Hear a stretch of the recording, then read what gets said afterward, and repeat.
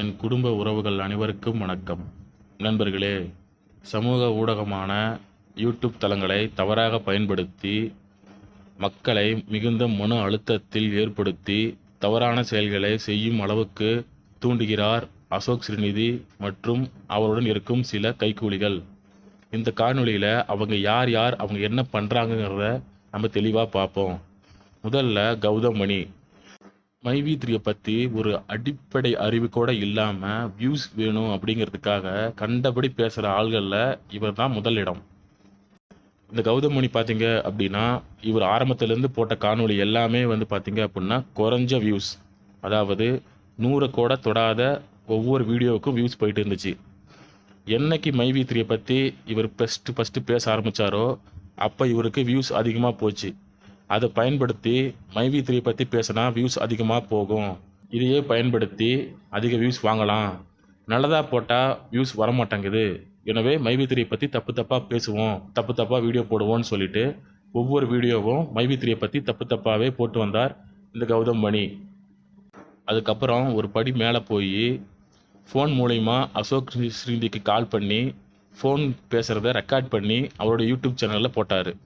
என்னன்னு போடுறாங்க பார்த்தீங்க அப்படின்னா, மக்களை வந்து எப்படி ஏமாற்றலாம், மக்களை வந்து எப்படி நிறுவனத்திற்கு எதிராக மாற்றலாம், கம்பெனியில் நடக்கிறது என்னென்ன அப்படின்னு சொல்லிட்டு உண்மை தகவலை மறைச்சி பொய்யான தகவலை மக்களுக்கு கொடுத்துட்டு வராங்க. நீங்கள் அவங்க சேனலை ஓப்பன் பண்ணி பார்த்தாவே தெரியும் எது உண்மை எது பொய்ன்னு.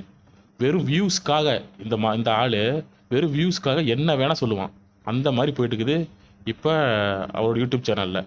வியூஸ் வேணும்னா ஏகப்பட்ட கண்டென்ட் இருக்குது, ஏகப்பட்ட பிரச்சனை போயிட்டுருக்கு. அதை பற்றி பேசாமல் மக்களை வந்து ஏமாற்றணும், மக்களை வந்து கஷ்டப்படுத்தணும், அவங்கள வந்து தவறான செயல்களை தூண்டணும் அப்படிங்கிற மாதிரி அசோக் ஸ்ரீநிதி கூட சேர்ந்து டெய்லியும் மைவி3 பற்றி வீடியோ போட்டுக்கிறாரு இந்த கௌதம் மணின்னு சொல்லிட்டு இருக்க ஒரு நபர்.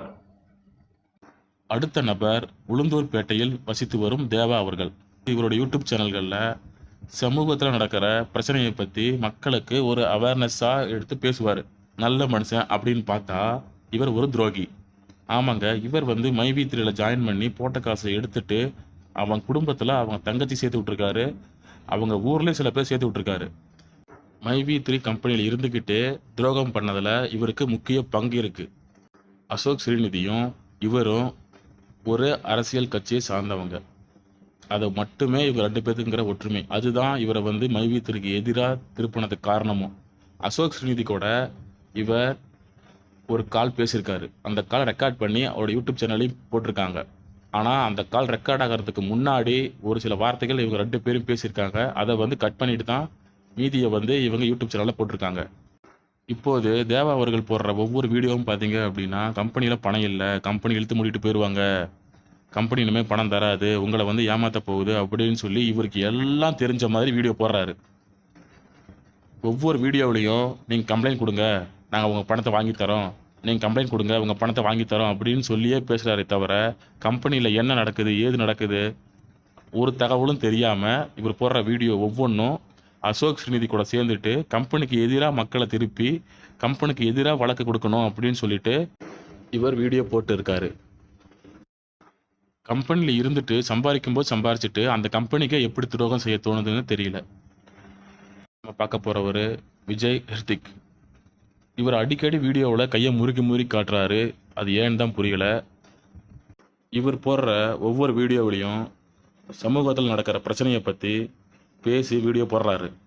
இவரும் அசோக் ஸ்ரீநிதி கூட சேர்ந்துட்டு பேசி அதை ரெக்கார்ட் பண்ணி அவரோட யூடியூப் சேனல்லையே போட்டிருக்காரு. இவர் பேசுகிற ஒவ்வொரு வீடியோவும் பார்த்தீங்க அப்படின்னா ஒரு தரப்பு மட்டுமே நல்லவங்க மாதிரியும் மற்றொரு தரப்பு தப்பாக்குற மாதிரியும் பேசுகிறாரு. ஒரு விஷயத்தை சொல்லும்போது 2 பக்கமும் விசாரித்து எது தப்பு எது நல்லதுன்னு பேசுகிறது ரொம்ப நல்லது. இது அண்ணனுக்கு தெளிவாக தெரியும், ஆனால் தெரிஞ்சும் வந்து ஒரு தரப்புக்கு மட்டுமே சாதகமாக பேசிட்டு வராரு. அது ஏன்னு தான் புரியலை. நல்ல மனுஷன், ஆனால் பாவம் இப்படி ஆயிட்டாரு. இவங்க 3 பேர் மட்டும் இல்லை நண்பர்களே, இன்னும் நிறைய பேர் அசோக் ஸ்ரீநிதி கூட சேர்ந்துட்டு கம்பெனிக்கு எதிராக மக்களை திருப்பி பல்வேறு தவறான செயல்களில் ஈடுபட்டு வராங்க. அவங்க எல்லாத்தையும் நம்ம ஒவ்வொருத்தராக பார்ப்போம். மைவி3 ஆட்ஸ் அப்படிங்கிறது ஒரு நிறுவனம் மட்டுமல்ல, அது ஒரு குடும்பம். நம்ம குடும்பத்துக்கு ஏதாவது ஒரு ஆபத்துன்னா நாம் தான் நின்று நம்ம குடும்பத்தை பாதுகாக்க வேணும். இன்னும் கொஞ்ச நாளில் இந்த நிலை மாறும். மக்கள் அனைவரும் நல்ல செய்திகளை கேட்போம். நம்ம நிறுவனம் நல்லபடியாக நமக்கு திரும்ப வரும். நம்பிக்கையோடு இருப்போம். பொறுமை காப்போம். நன்றி, வணக்கம்.